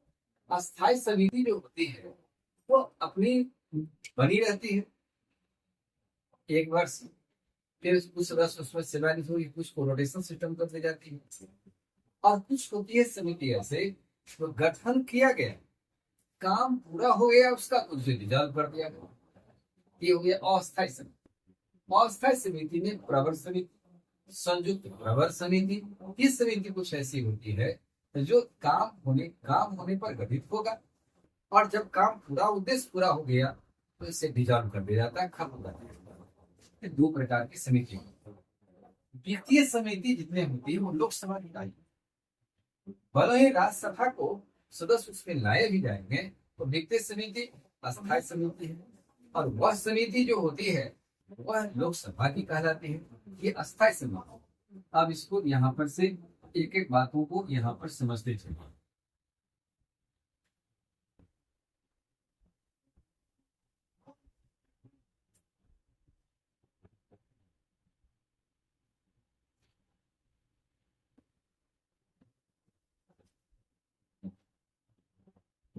अब यहाँ देखिए अस्थायी समिति मैंने यहाँ दिया था, और वहां से काट के अस्थायी समिति यहाँ पर हमने किया। अस्थायी समिति में देखिए गठन भारतीय संविधान के अनुच्छेद, अब ये गौर करने वाली, आखिर जो भी है संविधान की मर्यादा के अनुसार भारतीय संविधान के अनुच्छेद 118 एक के तहत संसदीय कार्य संचालन हेतु समिति का गठन संसद करती है। संसदीय कार्य संचालन हेतु समिति की गठन किया जाता है। इस समिति, अब इस समिति के भीतर बात आता है कि सदन को चलने के लिए संसद की अलग नियमावली होती है। सदन को चलने के लिए कितना नियमावली होती है, तो 389 कानून बनाए गए हैं। 389 कानून से भारत की संसद चले, संविधान से लगे, संविधान का अनुच्छेद से लगे। लेकिन संविधान का एक अनुच्छेद यह कहता है जो समिति से रिलेटेड है, वह 118 118 118, जहां सब आर्टिकल 1 के तहत संसदीय कार्य संचालन के दिशा में समिति जाती है। अब इस समिति में है अस्थायी समिति। अब इस अस्थायी समिति में यहाँ देखिए कि यहाँ जो कहा गया है ये वित्तीय समितियां हैं। वित्तीय समिति 3 प्रकार की होती है, मैंने इसको लिखा 1 2 3 में। प्राक्कलन समिति, प्राक्कलन समिति जो होती है वह 30 सदस्य होती है।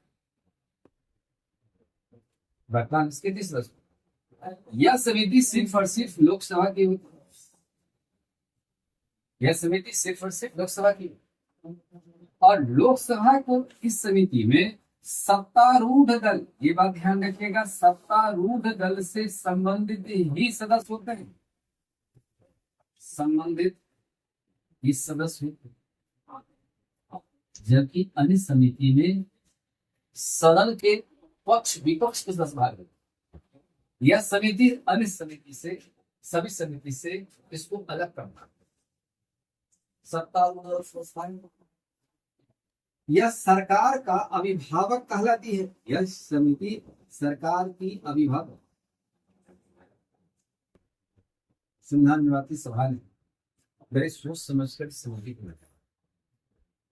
यदि प्रधानमंत्री निरंकुश हो जाए, बहुमत का में अहम पैदा हो, कभी कभी हमारा देश कैसे प्रधानमंत्री को हुआ तो विपक्ष के बात को इग्नोर करने लगे। वो समझते हैं विपक्ष का काम है हर बात का विरोध करना, विरोध करता है। इस स्थिति में यदि वित्तीय व्यवस्था हमारे देश का कमजोर हो जाए और विपक्ष कुछ कर रहा है, उसके बाद आपको समझ में नहीं आए। इस समिति में अनुभवी व्यक्ति वो समूह में शामिल की जाती है, उस समिति में शामिल की जाती है। ये समिति सरकार को सजेस्ट करती है यहाँ पर इस व्यवस्था में ऐसे सुधार लाए, वित्तीय व्यवस्था की पुनर्निर्माण, उसकी ढांचागत व्यवस्था में सुधार लाने की दिशा में यह समिति काम करता है। इसीलिए इस समिति में सत्तारूढ़ दल या सत्तारूढ़ दल से अलायंस से जुड़ा हुआ जो दल होता है वही सदस्य भाग लेते हैं। कुल सदस्य 30 होते हैं। ये सरकार का अभिभावक कहलाते हैं। कभी कभी प्रधानमंत्री का भी ऐसा लगता है कि अभिभावक की भूमिका में बने रहने के लिए हम किसी मंत्री को, यदि हम किसी विभाग मंत्रालय का मंत्री बना दिए उनको वहां से रिजाइन देकर हम इस समिति का सदस्य बने, ताकि इनके अनुभव से हमारी सरकार, हमारी देश, हमारी व्यवस्थाएं में कुछ सरकार से यह समिति को अन्य समिति से अलग करती है। अलग जो करती है वहीं से एक संदेश, और वही संदेश क्वेश्चन का आधार। हालांकि क्वेश्चन बहुत कम पूछता है कि सदन में कितना सदस्य होते हैं, लेकिन जब लीडरशिप ज्ञान से में जाओगे तो ये नहीं रहता। पूछने के लिए भी कोई भी क्वेश्चन पूछ देता है तो नॉलेज थोड़ा बहुत रख लिया जाए कि छोटे छोटे क्वेश्चन के लिए पूछा जा सकता है इस समिति में कितना, इस समिति में कितना सदस्य, मेजर की वाली पूछा जाता है। लेकिन उसके फंक्शन, उसके जो कार्य, जहाँ व्यवस्था दिया गया है उसके संदर्भ में कुछ होता है। क्लियर है? अब सरकारी उपक्रम समिति, सरकारी उपक्रम समिति जो होती है यह वाला, सरकारी उपक्रम समिति में लोकसभा के 15 सदस्य होते हैं और राज्यसभा के 7 सदस्य होते हैं। कुल 22 सदस्य सरकारी उपक्रम के सदस्य होते हैं। इसमें सरकार की महत्वपूर्ण कंपनियां हैं, जैसे आप सरकारी निगम, दामोदर घाटी निगम, जो सरकार की 12 कंपनियां इसके दायरे में आती हैं, यह सरकार के अंदर बने रहे और बेहतर ढंग से प्रदर्शन करे, इस संदर्भ में समिति अपेक्षित सुझाव द्वितीय से भेल भी इसमें आता है। दूरसंचार निगम लिमिटेड आता है। यह कंपनी विकास करे, घाटे में ना जाए, इसके लिए 22 सदस्यीय समिति गठन करता है, जिसको सरकार उपक्रम का मतलब यह सरकार के जुड़ा हुआ जो उपक्रम है इससे जुड़ा हुआ समिति यह रिपोर्ट देती है। एक आता है लोक लेखा समिति, भी वित्तीय समिति कहलाती है। तो लोक लेखा समिति में लोकसभा का, यहाँ भी सेम चीज है, लोकसभा का 15 सदस्य, राज्यसभा का 7 सदस्य, कुछ सदस्य 22 सदस्य होते हैं। राज्यसभा का सदस्य आप देखते हैं इस 7 सदस्य कहलाते हैं। ये समिति को कार्य करने में सहायता करती है। दूसरा बात यह हो जाता है कि लोक लेखा समिति और पराक्रम समिति संसद का जुर्मा वहन कहा है। वित्तीय लेखा में अनियमितताएं होने लगी, किसी विभाग में गबन हो गया, उसकी जांच करना है, तो कंट्रोलर एंड ऑडिटर जनरल यानी क्या को यहाँ पर नहीं समिति का सदस्य के रूप में उनको भी स्थान दी जाती है और वो कार्य करते हैं। एकमात्र सरकारी अधिकारी किसी समिति के सदस्य होते हैं लोक लेखा समिति, और लोक लेखा समिति के नजदीक रहकर कार्य करते हैं और ये अपना रिपोर्ट लोक लेखा समिति के अध्यक्ष को देते हैं, और इसके बाद यह सदन के पटल पर लोकसभा अध्यक्ष को रखवाने का अधिकार होता है। यह लोक लेखा समिति है, यह अस्थायी सदन है। लोक लेखा समिति की गठन, ये भारत का सबसे पुरानी समिति।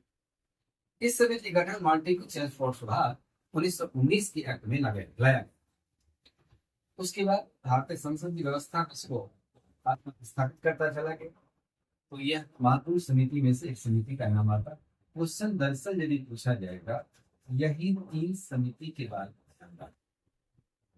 यार अक्सर ये क्वेश्चन इस रूप में आता है। अब आप आगे देखिए, विषयगत समिति। विषयगत समिति का गठन करने का कार्य पीवी नरसिम्हा राव की सरकार में किया गया। जैसे मंत्री कोई कार्य करते हैं तो उस मंत्री का जो क्षेत्राधिकार है, उस क्षेत्राधिकार के संदर्भ में समिति कार्य करती है, रिपोर्ट देती है, सलाह देती है, जहां गलतियां हुई है सुधार लाती है। और ये 3 मंत्रालय भारत सरकार का श्रेष्ठ प्रदर्शन कर रहा है। हालांकि संसद में समय समय पर चर्चा होता रहा कि और भी इस प्रकार से विषयगत समिति गठन किया जाए, ये गठन नहीं हुई, लेकिन 3 समिति आया। इसका नाम हो गया कृषि संबंधी समिति, पर्यावरण संबंधी समिति, विज्ञान और प्रौद्योगिकी समिति। इस विषयगत समिति के भीतर में भी सदस्य जो होते हैं, यह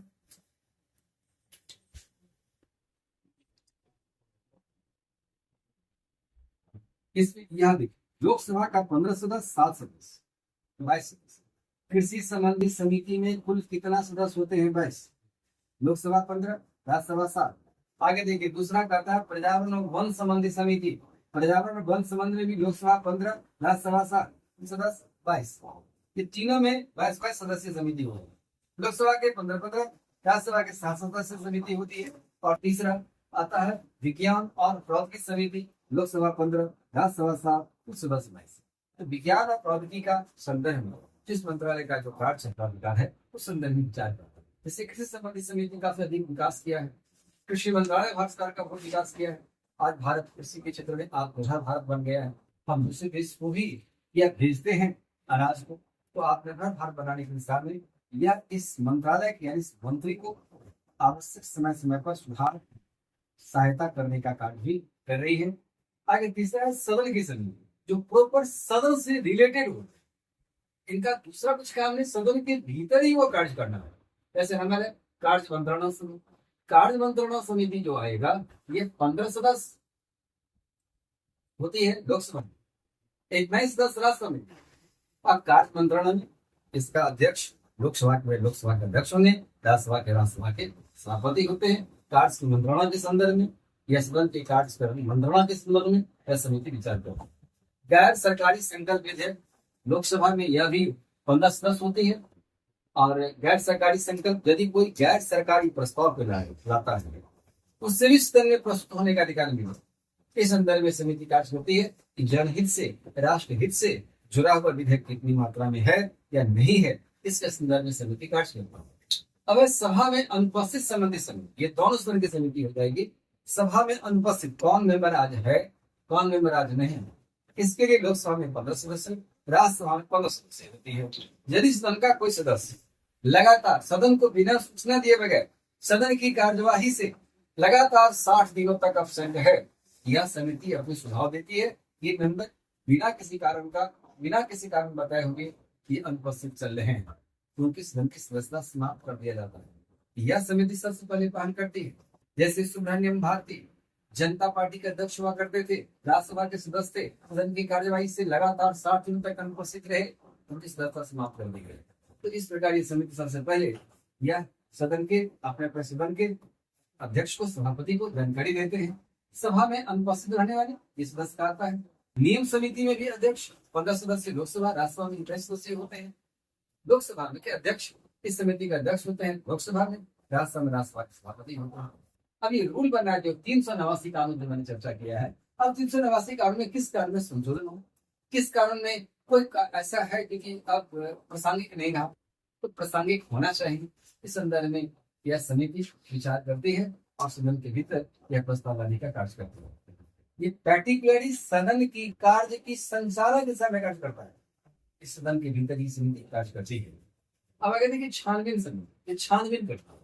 छानबीन करके जहां तहां से रिपोर्ट कलेक्ट और संदर्भ में मीटिंग करती है। छानबीन समिति में सरकारी आश्वासन समिति लोकसभा में 15 सदस्य होती है, राज्यसभा में 10 सदस्य होती है। अब मंत्री गण यदि किसी तो संसद में कोई सवाल प्रश्न खड़ा करते हैं तो मंत्रीगण भारत में राजनीति में हर जगह आश्वासन की बात हर जगह आती है। सदन का आश्वासन और सदन के बाहर का आश्वासन में अंतर होता है। सदन में यदि कोई मंत्री कहते हैं कि हाँ इतने दिनों के अंदर ये काम मैं करूं, तो आश्वासन समिति इस बात की जांच करती है कि आपने काम किया है कि नहीं किया। नहीं किया है तो समिति का कार्य सदन के पटल पर इसका रिपोर्ट और ऐसे मंत्री को जवाब देने के लिए बात की जाती है। और यदि ये मंत्री जवाब नहीं देंगे तो प्रधानमंत्री को जवाब देना पड़ेगा कि अभी तक आपने काम क्यों नहीं किया, आपने आश्वासन क्यों दिया है। ये सदन है, यहाँ मर्यादा की रक्षा करने को है।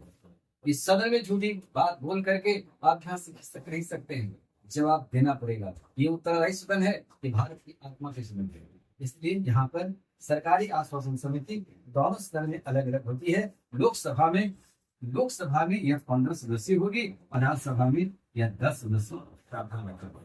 आगे है अधीनस्थ विधायक, विधान के संदर्भ में काम करती है। दोनों सदन में बराबर की संख्या में होती है। लोकसभा में 15 सदस्य, राज्यसभा में 15 सदस्य, अलग रूप से समिति कार्य करती है। सभा पटल पर रखे गए पत्रों से संबंधित समिति लोकसभा में 15 सदस्य होती है, राज्यसभा में 10 सदस्य होती है। सभा पटल पर को भी पत्र पत्राचार या विषय वस्तु रखा जाता है, इस संदर्भ में यह समिति जांच करती है इस धन का विषयगत मुद्दा है कि नहीं है, और विषयगत मुद्दा रखने योग्य है कि नहीं है, इस पर यह समिति जांच करने का अधिकार रखती है। SC/ST कल्याण समिति या गौर सदन की कंबाइंड समिति, लोकसभा में 20 सदस्य, राज्यसभा में 10 सदस्य, कुल सदस्य 30 सदस्य हो। SC/ST कल्याण, SC/ST कल्याण के दिशा में क्या कदम उठना चाहिए, क्या कार्यक्रम होनी चाहिए, इसके लिए क्या योजनाबद्ध तैयारी होनी चाहिए, ताकि SC/ST भी समाज कल्याण की मुख्यधारा में आ सके। यह 30 सदस्य होती है, कंबाइंड कमेटी होती है। लोकसभा के 20 सदस्य, राज्यसभा के 10 सदस्य होते हैं। उस पर महिला सशक्तिकरण समिति, महिला को सशक्त कैसे बनाया जाए, तो महिला को सशक्त बनाने के लिए लोकसभा का दोनों कंबाइंड समिति हो जाती है। लोकसभा का इसमें 20 सदस्य हो जाएगा और राज्यसभा का इसमें 10 सदस्य हो जाएगा। 30 सदस्यीय यह महिला सशक्तिकरण दिशा में कदम है, और यह समिति सुझाव में दिया था कि महिला आरक्षण को लागू किया जाए। आज 33% नारी बंधन के तहत यह अब अगली 2029 के चुनाव में ये बात आएगी। 2026 में नया परिसीमन आयोग का गठन होगा। गठन में यह समिति की सुझाव को भी बात को ध्यान में रखा गया है, तो आधार बनेगा कि महिला को और बेहतर ढंग से सशक्त कैसे किया जा सके। अब जांच समिति, सदन के अंदर जांच करने का काम, इसलिए इसको जांच समिति। अब जांच समिति में आता है याचिका समिति। सदन के सदस्य याचना करते हैं, प्रस्ताव रखा, उसके संदर्भ में यह समिति जांच करती है। यह 15 सदस्य होती है। सदन के विशेषाधिकार समिति, सदन का विशेषाधिकार समिति में लोकसभा में 15 सदस्य, राज्यसभा में 10 सदस्य। सदन का सदस्य तो विशेषाधिकार है। इस विशेषाधिकार का यदि कोई अतिक्रमण किया है इस सदस्य का, सदन के भीतर सदन के बाहर, तो इस सदन में प्रस्ताव है, और प्रस्ताव के बाद इसकी जांच में जो पाए जाएंगे दोषी को सजा भी मिलेगी और उसकी जेल तक की सजा हो सकती है। इसमें कोई भी अधिकारी इस माननीय पर बेदर्दी से लाठीचार्ज नहीं कर सकते। इस संदर्भ में ऐसा आया था। तो आगे है आचार समिति। आचार समिति सबसे पहले राज्यसभा ने भारत में लाया। सदन के समिति के सदस्यों को यह अधिकार दिया गया। क्या बड़े उदाहरण से समझ जाए। उत्तर प्रदेश में मुलायम सिंह की सरकार थी। मुलायम सिंह यादव की सरकार के समय में सपा के ही आदमी को वहां के DM और SP इंस्पेक्टर ने किसी मुद्दा को लेकर DM से मिलना था। DM मिलना नहीं चाहते थे, लेकिन जनहित के मुद्दा पर DM से मिलने का अधिकार बनता है माननीय। एक तो मिला नहीं, इसके बाद लाठीचार्ज करता, लाठीचार्ज में घायल हो। यह बात विशेषाधिकार समिति के पास कि हमारे अधिकार का दुरुपयोग किया गया, दमन कर दिया गया। समिति रिपोर्ट दिया कि DM SP वहां का इंस्पेक्टर दोषी है, जिन्होंने लाठीचार्ज कराया। जब आदित्यनाथ योगी जी का सरकार बनता है, 2023 की घटना बता रहे हैं। 2023 में उनको उस समय 2006 की घटना थी। आचार समिति ने दोषी माना, विशेषाधिकार समिति ने दोषी माना। तो DM को विधानसभा के कटघरे में खड़ा किया गया, SP को खड़ा किया गया, इंस्पेक्टर को खड़ा किया गया। पहले DM का स्टेटमेंट दिया, कहा कि हाँ हमसे गलती हुई है। SP भी बोला, इंस्पेक्टर भी बोला कि हाँ जो बताए हैं सही बताए हैं। अब सजा होती है 24 घंटा जेल की सजा। विधानसभा अध्यक्ष वर्तमान जगह में है, विधानसभा अध्यक्ष ने कहा कि 24 घंटा केड़ी से जेल में रहना पड़ेगा। जेल विधानसभा के ऊपर भी रखने की बात कही गई, ताकि खाने पीने के लिए, इस सवाल संसदीय कार्य मंत्री ने सवाल उठाया कि खाने पीने के लिए व्यवस्था किया जाए इन लोगों को। तो कहा कि ठीक है, ये आप ही के क्षेत्राधिकार में आता है और आप बताएंगे कितना खर्चा हुआ, हम उसको स्वीकृति दे देंगे। आप ऊपर में 24 घंटा जेल की सजा भुगतान कराता अधिकार है। सदन के सदस्यों को किसी प्रकार से गाली गलौज, अनाप शनाप कुछ नहीं कहा जा सकता। मारपीट ये नहीं हो सकता है, क्योंकि जनप्रतिनिधि है, माननीय है। और यह मामला भी सदन के बाहर, सदन के भीतर, ये विशेषाधिकार समिति और आचार समिति में मामला जा सकता है। अब आचार समिति लोकसभा भी गठन कर दिया है। भारत का राज्यों की विधानसभा ने भी गठन इस प्रकार से आचार समिति निकाला। कुछ समिति होती है जो सेवा देने, सदन के सदस्यों को सेवा उपलब्ध करवा, उस सेवा से रिलेटेड, जैसे आवास समिति सेवा उपलब्ध कराती है, लोकसभा में 12 सदस्य, राज्यसभा में 12 सदस्य। आवास परिषद की सुविधा, उसमें क्या गड़बड़ियां हैं, यह समिति इस संदर्भ में विचार करती है। फिर ग्रंथालय समिति, कुछ सदस्य 9 होते हैं, लोकसभा के 6 सदस्य, राज्यसभा के 3 सदस्य होते हैं। और ये ग्रंथालय समिति इस बात की चर्चा करती है कि जैसे महत्वपूर्ण पुस्तक, शोध व्यवस्थाएं ये होनी चाहिए। हमारे जनप्रतिनिधि के लिए लाइब्रेरी की व्यवस्था संसद के भीतर है।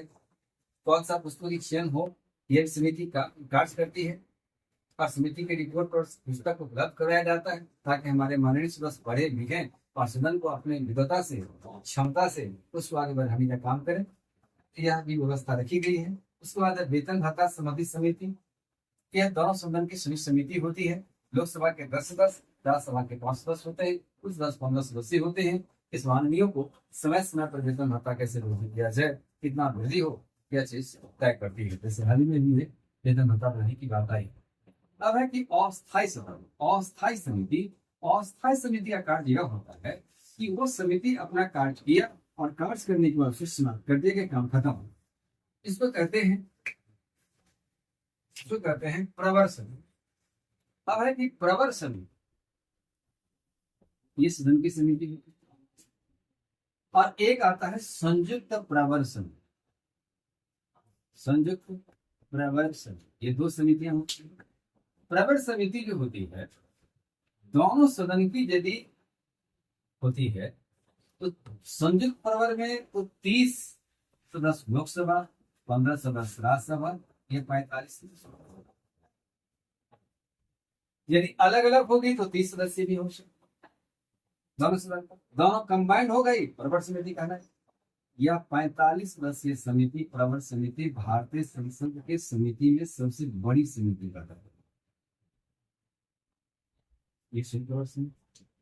और जैसे आपने पढ़ा होगा कि विधेयक किस चरण से विधेयक गुजरते हैं। एक होगा प्रथम वाचन, द्वितीय वाचन, समिति, यही समिति।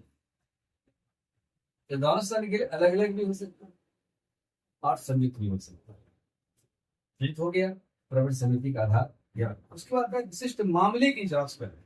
विशिष्ट मामले की जांच में भी 30 कंबाइंड होती है। 30 सदस्य लोकसभा, 15 सदस्य राज्यसभा, 3 सदस्य यहाँ भी 45 सदस्य। और स्थायी समिति सबसे बड़ी समिति का रूप लेती है, जिसमें से प्रवर समिति और यहाँ जो आता है विशिष्ट मामले की जांच संबंधित समिति, यह समिति है। लेकिन समिति के बारे में और भी कुछ बात है।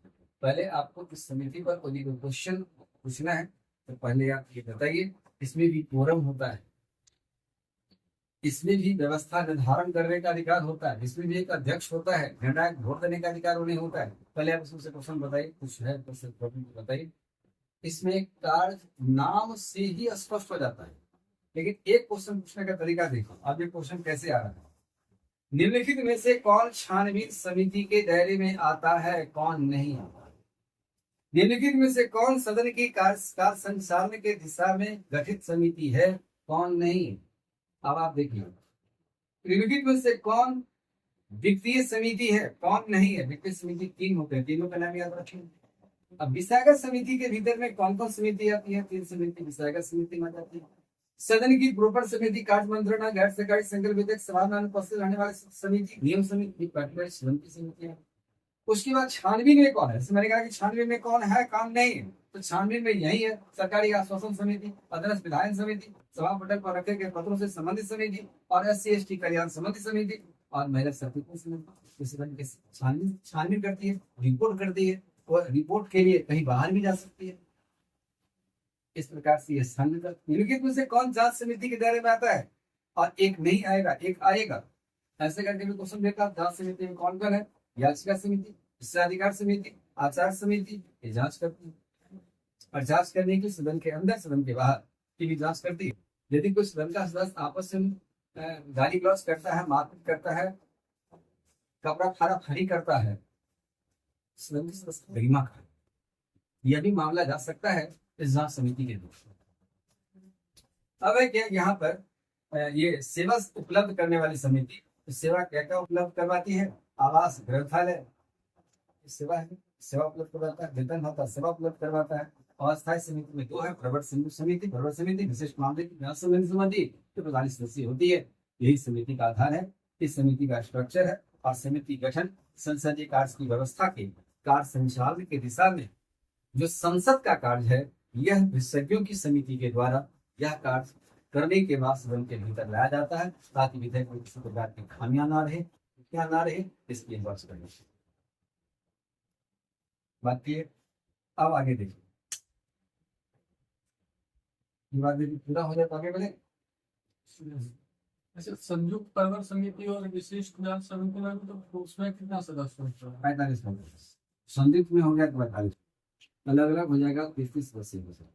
और सर अगर जैसे अस्थायी की समिति में पूछा जाए कि कौन, मतलब समिति देकर के अगर पूछा जाए किसमें सर्वाधिक सदस्य रहते हैं, तो उसमें विशिष्ट मामले की जांच समिति अगर दिया हो तो उसका वो भी आंसर। दोनों में तो एक ही रहेगा, बराबर और किससे क्या है, तो ये आपको गौर करना है कि कौन दे रहा है।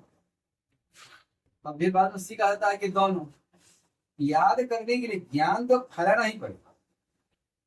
ज्ञान में जंग तो लगा नहीं सकते हैं ना, तो आपको सोचने की क्षमता में सोचा जाता है। एक अधिकारी बनते हैं तो कोई काम के प्रति आपको 10 बार सोचना पड़ता है।